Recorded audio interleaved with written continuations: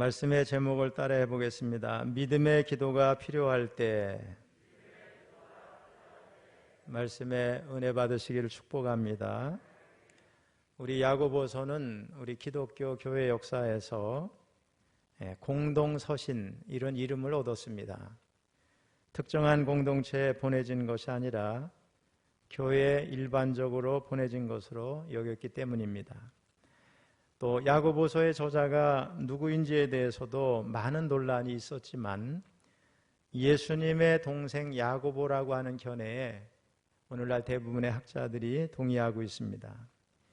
이 야고보는 예수님의 동정녀 탄생 이후 마리아가 약혼했던 요셉과 정식 결혼을 하고 아들을 4명 낳았는데 그 중에 맏아들입니다. 그는 어머니가 같은 예수님의 동생이었지만 처음에는 예수님을 메시아로 알아보지 못했고 믿지도 않았습니다. 형제 가족이기에 조상 대대로 기다려오던 메시아로 받아들일 수가 없었던 것입니다. 하지만 자신의 형제라는 인간적인 선입견 또 고정관념에 의해서 예수님을 메시아로 믿는 것에 불신했던 야고보가 마침내 예수님의 부활을 목격한 후 그를 메시아로 믿었고 이후에 철저한 예수님의 제자로 살았습니다. 일찍이 가이사랴 교구의 감독이고 기독교 교회사 최초의 저자였던 유세비우스는 그의 교회사에서 야고보에 대해서 이렇게 기록을 해놓았습니다. 그는 한때 훌륭한 애국자였다. 그러나 후일에는 매우 훌륭한 그리스도인이 되었다. 그는 금욕적인 자기 수양에 누구보다도 힘썼던 제자였다. 12 제자 중에 가장 많이 기도를 한 사람이었다. 유세비우스는 야고보에 대해서 또 이렇게도 기록을 했습니다. 그는 약대의 무릎을 가지고 있었던 사람이다. 이 말은 야고보가 얼마나 기도를 많이 했는지 그의 무릎이 마치 낙타의 무릎처럼 굽었다 이런 뜻입니다. 이 기도의 사람 야고보가 오늘 본문에서 우리 성도들만이 누릴 수 있는 특권인 기도에 대해서 아주 강력하게 말씀을 하고 있습니다. 바로 고난을 당할 때, 병들었을 때 믿음의 기도를 하라는 것입니다. 특별히 그는 의인의 간구에는 역사하는 힘이 크다는 것을 예증하기 위해서 구약에 있는 탁월한 선지자 엘리야를 이제 예로 들고 있습니다. 먼저 야고보는 성도들이 고난을 당할 때 믿지 않는 사람들의 삶의 방식과는 전혀 다른 그런 차원의 행동 원리를 가져야 된다고 말씀을 합니다. 그것은 자기 힘으로 문제를 해결하려고 몸부림칠 게 아니라 모든 고난을 이기게 하시는 분이 하나님이심을 믿고 기도하라는 것입니다. 물론 여기서 기도는 단회적인 이례적인 한 번의 기도가 아니라 지속적인 기도를 의미합니다. 우리 13절을 같이 읽습니다. 너희 중에 고난당하는 자가 있느냐? 그는 기도할 것이요. 즐거워하는 자가 있느냐? 그는 찬송할지니라. 아멘. 우리 예수 믿는 사람들에게도 어려움도 찾아오고 고난도 찾아옵니다. 이 땅을 살아가는 사람치고 어려움을 겪지 않는 사람이 하나도 없습니다. 특히 우리 믿음의 사람에게는 믿음 때문에 또 복음을 전하는 일 때문에 우리 신앙 때문에 오는 고난도 있습니다. 하지만 성도라면 이런 어려움의 때에 원망 불평을 하고 한숨만 내쉬고 낙심할 것이 아니라 기도해야 된다 그런 뜻입니다. 특별히 야고보는 성도의 삶에 항상 고난만 있는 것이 아니고 즐거운 일도 있을 것인데 그때는 즐거움을 주신 하나님을 찬송하라 이렇게 말씀하고 있습니다. 왜냐? 우리가 어려울 때는 통상 기도를 하지만 즐거울 때는 하나님을 잊고 방종하기가 쉽기 때문에 그렇습니다. 어쨌든 본절의 고난과 즐거움은 단순히 삶에는 기쁨도 있고 즐거움도 있다 이런 이야기가 아니라 사람이 인생을 살면서 겪을 수 있는 모든 경험을 의미하는 것입니다. 우리의 삶은 결국 고난이나 즐거움으로 가득 차게 됩니다. 다만 우리의 삶에 고난이 찾아왔을 때 어떻게 해야 되느냐? 기도해야 된다는 것입니다. 우리 기독교 세계관에 관한 수많은 책을 내고 영향을 미쳤던 영국의 C.S. 루이스라고 하는 우리 유명한 분이 옥스퍼드 대학 채플에서 설교를 하고 내려오는데 한 학생이 눈물을 흘리면서 말을 했습니다. 선생님, 하나님이 살아계신 것이 맞습니까? 정말 하나님이 계시다면 어찌 이토록 이해할 수 없는 고난이 많습니까? 죄 없이 고통당하는 사람들, 이해할 수 없는 고난이 왜 이렇게 많이 일어납니까? 정말 하나님이 계십니까? 루이스는 잠시 눈을 감고 다시 눈 뜬 다음에 이렇게 말을 했습니다. 나도 자네의 아픔에 100% 공감하네. 나의 마음에도 우리 인생 가운데 이해할 수 없는 고난이 많음에 가슴 아프게 생각하네. 그러나 우리 인생 가운데 우리가 이해할 수 없는 고난이 이렇게 많아도 우리 인간이 이렇게 교만한데, 만약 우리 인간의 인생이 모두 이해할 수 있는 일들로만 이루어져 있다면 도대체 우리는 얼마나 더 교만하겠는가. 그렇습니다. 온전히 우리가 이해할 수 없음에 우리가 기도하는 줄로 믿습니다. 그리고 하나님 앞에서 겸손하게 하나님의 뜻을 구하게 되는 것입니다. 기도는 단순히 내 문제를 해결하는 수단만이 아닙니다. 기도는 온 세상, 온 우주의 주관자가 되시는 하나님 앞에서 겸손하게 내 인생을 맡기는 순전한 행위가 됩니다. 이 숭고한 행위가 바로 기도인 것입니다. 야고보는 고난당할 때의 기도에 이어서 병들었을 때도 기도해야 된다고 말씀을 하고 있습니다. 먼저 성도가 병이 들게 되면 교회 지도자들을 청해서 기도를 받으라고 말씀을 합니다. 우리 14절을 읽어봅니다. 너희 중에 병든 자가 있느냐? 그는 교회 장로들을 청할 것이요 그들은 주의 이름으로 기름을 바르며 그를 위하여 기도할지니라. 아멘. 이 말씀은 아프면 교회 장로님들 모셔다가 기도를 받으면 낫는다, 이런 이야기가 아닙니다. 우선 여기서 장로는 교회 지도자라는 뜻이 있는데 오늘날 교회 직분으로는 목사를 의미합니다. 자, 그렇다면 목사님들을 청해서 기도를 받으면 100% 낫는다, 이런 뜻일까? 그것도 아닙니다. 교회 지도자들을 청하라는 것은 그들이 뭐 특별한 능력이 있어서가 아니라 그들을 통해서 교회를 치리하시는 하나님의 뜻이 있기 때문에 그들을 통해서 기도를 받아야 되고 그들이 교회 전체를 대표하는 사람들이기 때문에 기도할 때 때를 따라 하나님이 특별히 역사해 주시겠다, 이런 뜻입니다. 아울러 당시 병든 자에게 기름을 바르는 것은 유대인들이나 이방사회에서 행했던 공통적인 의술 행위였는데 목회자들도 그렇게 기름을 바르면서 기도하라고 말씀합니다. 왜냐? 의술로 병자를 고치는 것도 하나님의 은혜이기 때문에 그렇습니다. 그래서 우리는 때로 필요하면 수술도 받을 수 있고 시술도 받을 수 있고 또 필요한 약도 먹을 수가 있습니다. 열왕기하 20장 1절을 보면 히스기야 왕이 죽을 병에 걸리자 이사야 선지자가 그를 찾아가서 앞으로 죽을 것이니 집을 정리하라, 이렇게 하나님의 말씀을 전합니다. 그런데 20장 5절에서 이렇게 말씀합니다. 같이 읽어봅니다. 너는 돌아가서 내 백성의 주권자 히스기야에게 이르기를 왕의 조상 다윗의 하나님 여호와의 말씀이 내가 네 기도를 들었고 네 눈물을 보았노라.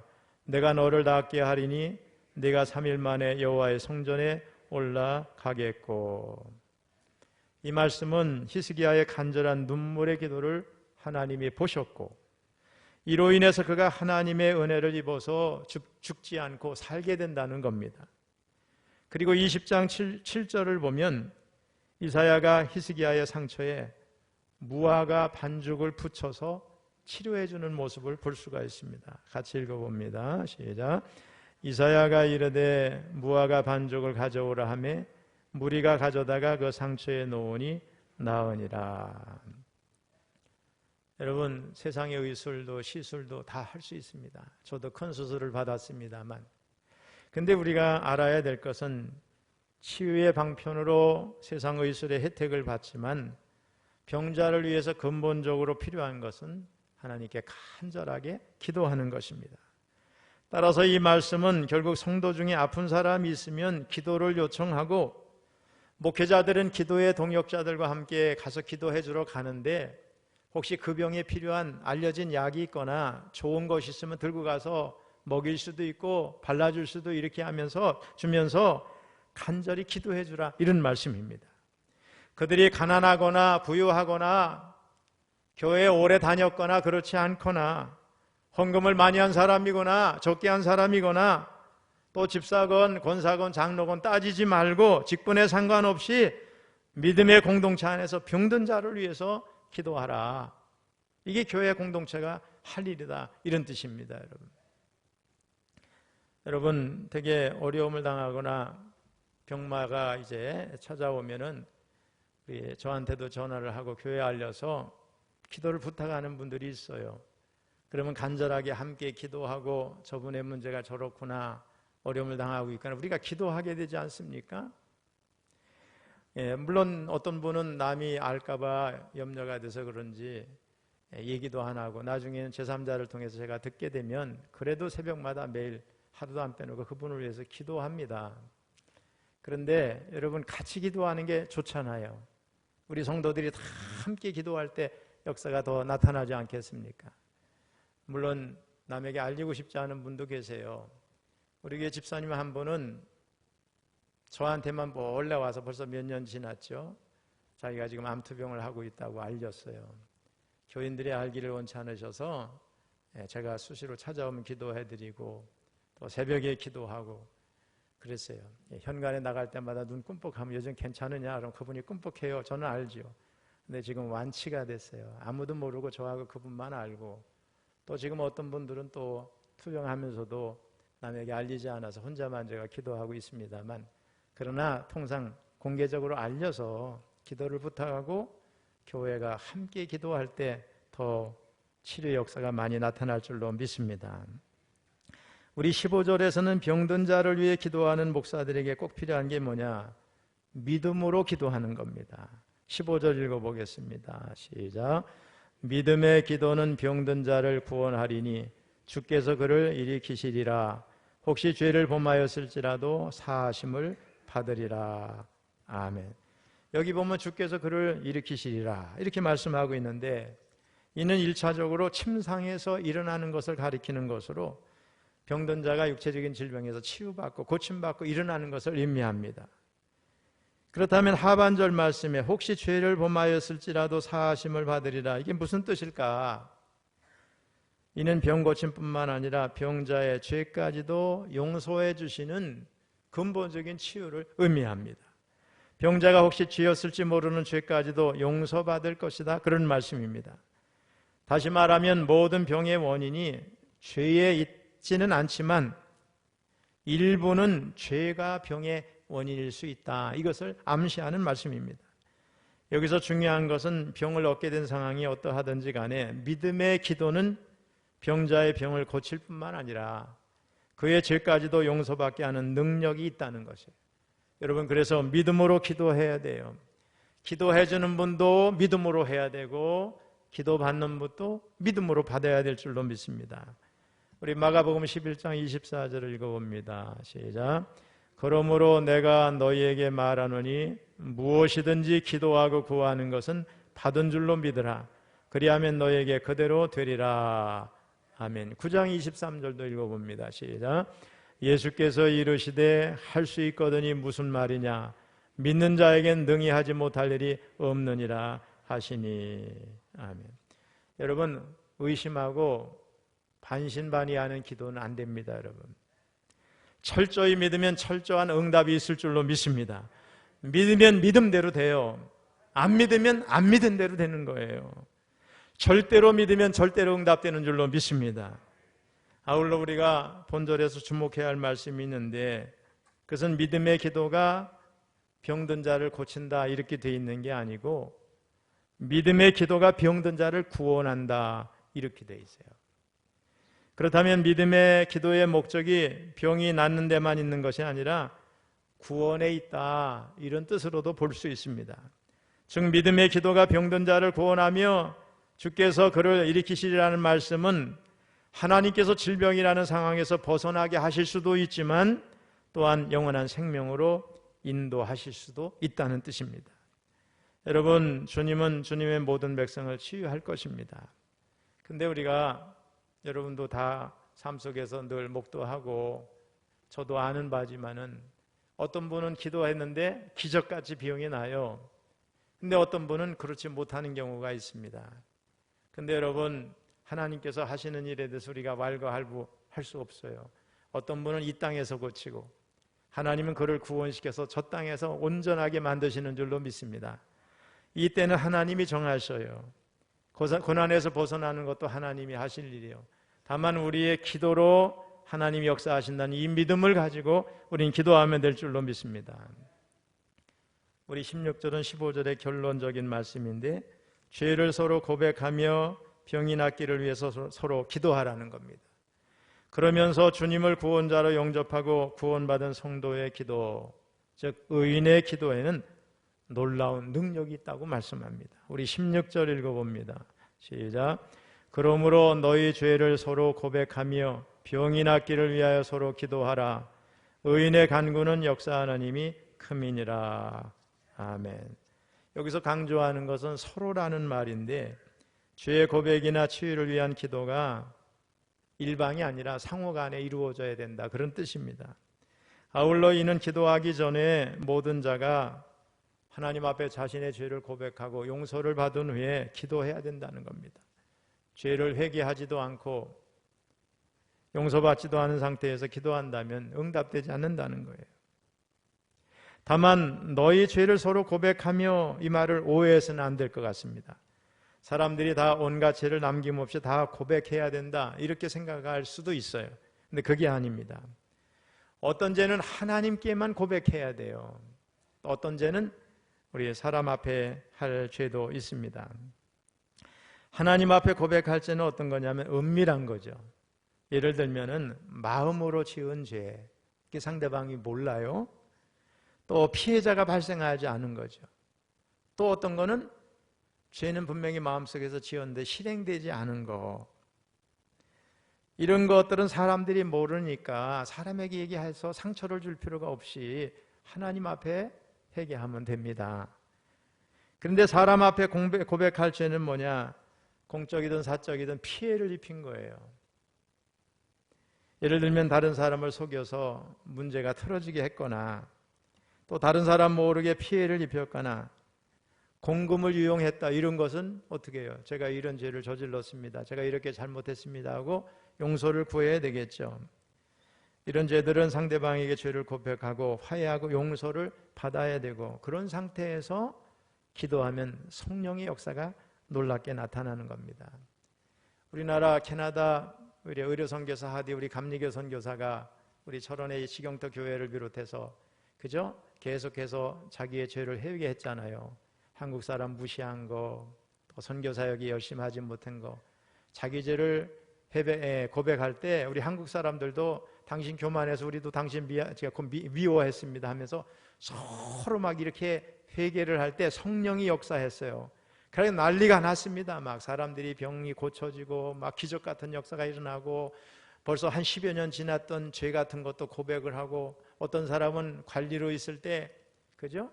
돈을 더 받았는데 그거 돌려주지 않은 거 회개하고 갖다 주려고 갔더니 이미 그런 부서가 없어졌어요. 그래가지고 정부에서 관리가 세상에 하나라도 남의 돈 더 떼먹으려고 그랬는데 예수 믿는 사람들이 어떻게 저렇게 회개를 하는가? 그래서 그 돈을 이름을 붙였어요. 양심전이라고. 우리 역사에 회개 역사가 있었을 때 한국에 엄청난 일이 막 발생을 했지 않습니까, 여러분? 서로 죄를 고백하며 낫기 위해서 기도해야 하는 병, 이것은 단순히 육체적인 질병뿐만 아니라 마음의 상처와 아픔, 또 교회 공동체의 아픔까지도 다 포함하는 거예요. 서로 우리가 잘못한 것을 회개하고 성령의 역사가 있으면요, 서로 눈물 바다 속에서 기도할 때 어둠이 물러가고 마귀 역사가 떠나가고 병자가 막 낫게 되고 축복의 역사가 막 나타나는 줄로 믿습니다. 그리고 그 아픔을 해결하기 위해서 서로에게 지은 죄를 고백하고 용서하고 용서를 서로를 위해서 기도할 때 교회 공동체의 아픔이 다 치유되는 줄로 믿습니다. 성도들은 자신의 죄를 고백할 뿐만 아니라 넘치도록 용서하고 화해를 해야 될 줄로 믿습니다. 우리 감리교에서는 우리 구역이라고 안 하고 속회라고 그래요. 우리 속회 모임, 우리 주님께 속한 모임, 하나님께 속한 모임, 교회에 속한 모임, 이 소그룹 모임에서 우리 감리교회 설리 목사님이 처음에 소그룹을 시작할 때는 그 안에서 죄의 고백이 있었어요. 서로 잘못한 것을 고백하고 용서를 구하고, 그러니까 날마다 그 소그룹 안에서 성령의 역사가 막 일어나고 서로의 문제를 가지고 기도해주고 그럴 때 막 기적 같은 역사가 막 일어나는 거예요. 막 병이 떠나고 사람이 뒤집어지고 문제가 해결되고 이렇게, 이런 역사가 있었습니다. 특별히 하반절에 의인의 간구는 역사하는 힘이 크다 그랬어요. 여기서 의인이라는 것은 절대적으로 그 사람이 죄가 없다 이런 뜻이 아니에요. 죄가 아무리 많이 있어도 하나님께 회개하고 용서받고 구원받은 하나님의 자녀가 된 사람이 의인이에요. 의롭다고 인정함을 받은 사람이에요. 그런 사람들의 기도가 매우 강력하다는 겁니다. 즉 병동자를 치유하고 온전히 회복하도록 하는 데 있어서 그 역사하는 힘이 강하다는 겁니다, 여러분. 한마디로 의인의 기도는 자신의 본성과 성정을 꺾는 자리이고 변화가 일어나고 능력이 흘러드는 자리입니다. 의인의 기도로 인해 하나님은 죄를 사해 주시고 상상할 수 없는 응답을 주시는 줄로 믿습니다, 여러분. 마지막 17절로 18절은 의인의 간구에는 역사하는 힘이 있다는 것을 실예를 들어서 하시는 말씀이에요. 우리 17절 18절 읽어봅니다. 시작. 엘리야는 우리와 성정이 같은 사람이로되 그가 비가 오지 않기를 간절히 기도한즉 3년 6개월 동안 땅에 비가 오지 아니하고 다시 기도하니 하늘이 비를 주고 땅이 열매를 맺었느니라. 아멘. 여기 보면 엘리야가 수많은 역사를, 기적 같은 역사를 많이 나타냈는데 비를 멈췄다가 오게 한 사건을 예로 들고 있어요. 기도가 자연의 현상까지 변동시킨 사실을 통해서 기도의 능력이 있음을 말하고 있습니다. 근데 오늘 본문에 뭐라고 돼 있냐? 엘리야는 우리와 성정이 같은 사람이다, 이렇게 말씀하고 있어요. 엘리야가 그리 대단한 사람이 아니었다는 거예요. 우리처럼 쉽게 우쭐해지기 십상이고 쉽게 절망하고 그랬어요. 그렇게 존경할 만한 사람이 아닐 수도 있다는 거예요. 하지만 그는 기도의 능력을 알았고 뜨겁게 기도할 줄 알았던 사람입니다.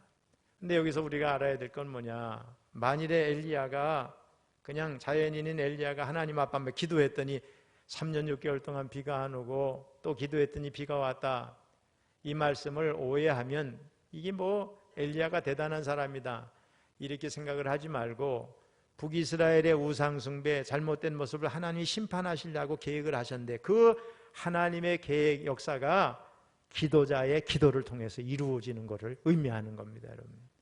하나님은 하나님의 일을 하시되 하나님의 사람을 통해서 일하시고 하나님의 사람들의 기도를 통해서 일하시는 줄로 믿습니다.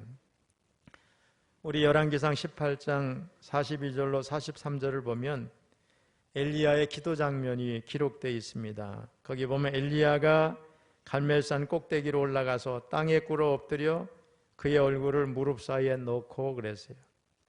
그리고 사환이 7번씩 비가 올 기미가 보이는가를 보기 위해서 바다 쪽을 바라보는 동안에도 엘리야는 계속해서 쉬지 아니하고 기도를 드렸어요.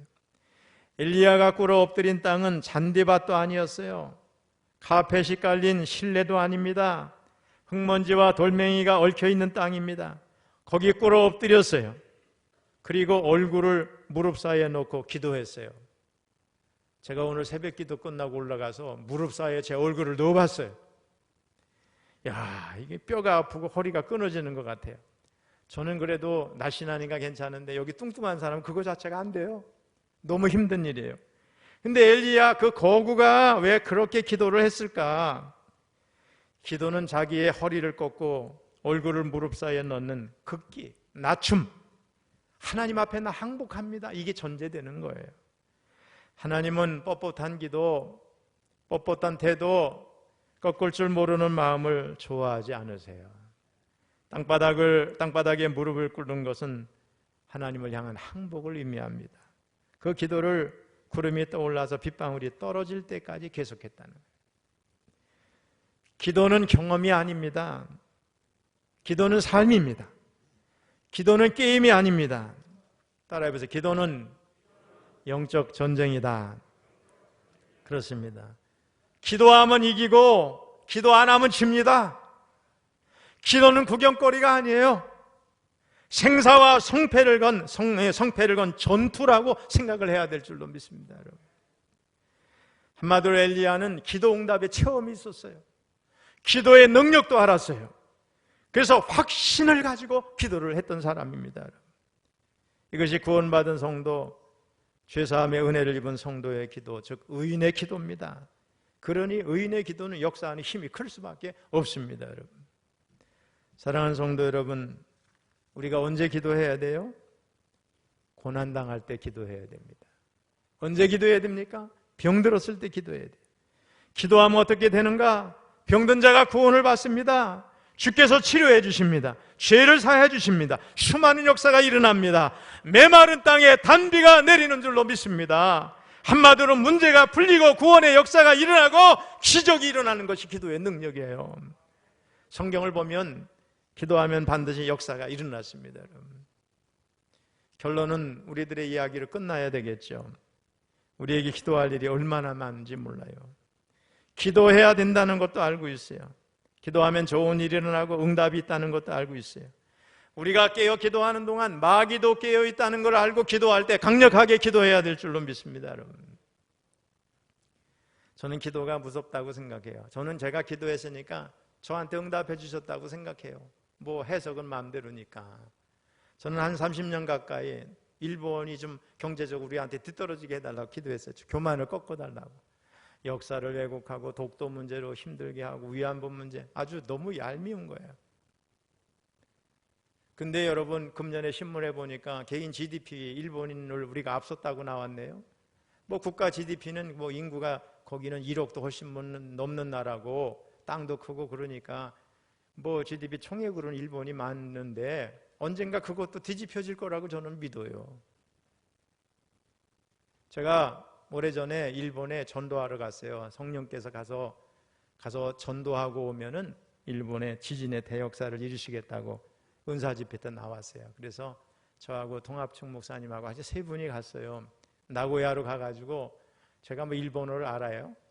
저도 뭐 그래가지고 도저 뭐 죄송합니다 이런 거 하나, 영어로 얘기하면 please 이 말이죠. 죄송합니다 이거 하나 알고 가가지고 인쇄 전도지 만들어가지고 지하철에 가가지고 계속 돌렸어요. 일본 사람들은 예수를 안 믿어도 그거 버리지 않아요. 주머니에다 꼭 집어넣더라고요. 근데 이상한 사람이 하나, 미친 사람이 쫓아와서 큰일 날 뻔했어요. 근데 어쨌든 다 돌리고 이게 철수해가지고 도요토미 신사회가 돌면서 기도도 하고 이렇게 했어요. 근데 기도하고 왔는데 여러분, 고베 대지진이 일어났어요. 제가 놀랐어요. 하나님이 그때 하시는 걸 보고 너무 놀랐어요. 저는 조금 이상한 기도 많이 했어요. 하나님이 백두산에 올라가가지고요 물구나무 서서 기도하라고 해서 그것도 했잖아요. 제가 94년도 북경에 직항로도 없어가지고 텐진을 거쳐서 가서 백두산 꼭대기 가서 물구나무 서서 기도하는데 막 거기 그 공안들이, 중국 공안들이 저 미친 사람인가 보다 그러고 쳐다보고 그런 데서 또 기도의 주머니 기도문도 있는데 막 바람에 날려가지고 그런 적도 있어요, 여러분. 왜 그랬냐? 하나님이 언젠가 저 북한을 이렇게 뒤집어 주실 테니까 기도하라고 그래가지고 우리 팀들이 가서 기도도 하고 그랬어요. 여러분, 기도에 응답이 있어야 될 줄로 믿습니다, 여러분. 자, 돌아오는 주일 새벽부터 제11회 다니엘 기도회가 시작이 됩니다. 우리 교회가 1년에 한 번 실시하는 기도의 축제입니다. 이 기도로 인해서 1년을 승리하며 살게 됩니다. 그러므로 안 참석해도 되는 기도회가 아닙니다. 꼭 참석해야 되는 기도입니다, 여러분. 기도회입니다, 여러분. 이번에 우리 한번 놀래보자고요. 새벽 기도에 왔더니 저 사람이 새벽 기도에 다 나왔어? 그래서 한번 놀래고, 하나님이 보실 때도 이 코로나 시대에 철원 감리교회 성도들이 이렇게 많이 와서 기도해? 하나님도 놀라시고 우리의 기도소에 우리가 놀라고. 제가 1부 때도 얘기했어요. 우리 박순예 권사님, 이문성 권사님 내가 1부에 오잖아요. 지난번에 신방을 갔어요. 근데 제 마음속에 몇 년 전에 다니엘 기도할 때마다 해마다 몇 년 동안을 그 딸 유정이가 매일매일 참석하면서 하루도 안 빼놓고 기도문을 올리고 헌금을 하는 거예요. 그래서 속으로 하나님 낙심하지 않게 기도 응답해 주세요. 근데 결혼을 잘했어요. 제가 물어봤어요. 요새 유정이네 잘 돼요? 그랬더니 목사님 너무 잘 돼요. 그래 어떻게 잘 되는데 했더니 연 매출이 165억이래요. 제가 집에 돌아오면서 내내 그 생각이 드는 거예요. 하나님 앞에 저렇게 몸부림쳐 몇 년 동안 기도하더니 헛되지 않구나. 좋은 남편 만나서 이런 역사들이 일어나는구나. 여러분, 기도는 헛된 게 없는 줄로 믿습니다. 제가 그래서 이번에 임문성 권사님한테 신방하면서 이번 다니엘 기도회 하는 걸로 약속하자. 딸만 잘 되는 게 아니라 권사님도 잘 돼야지 그랬더니 하겠다고 하시더라고요. 여기 있는 분 다니엘 기도회 못 나오실 분 손 들어봐요. 없잖아. 다 약속했죠? 우리 주일날 새벽에 다 나오시기 바랍니다, 여러분. 부르짖어 기도하는 거예요. 안 나오는 사람은 심리도 못 가서 다리가 부러질 줄로 믿어요. 이 기도회를 통해서 나라와 민족의 문제, 우리 한국교회의 문제, 우리 교회의 문제를 가지고 부르짖어 기도해야 돼요. 여러분, 가정의 문제가 얼마나 많아요. 농사, 사업, 자녀들 문제, 건강의 문제. 저도 새벽 다니엘 기도하면 제 나름대로 기도의 목표를 정해요. 건강을 위해서도 기도하고 그래요. 제가 10년 전에 큰 수술 받고 지금 건강해졌잖아요. 하나님이 다 기도대로 응답해 주시고 그래요. 이번에 다 나와서 기도하시기를 주님의 이름으로 축원합니다. 이 다니엘 기도에 믿음으로 참여하는 모든 성도님들에게 기도 응답의 역사가 있으시기를 주님의 이름으로 축원합니다.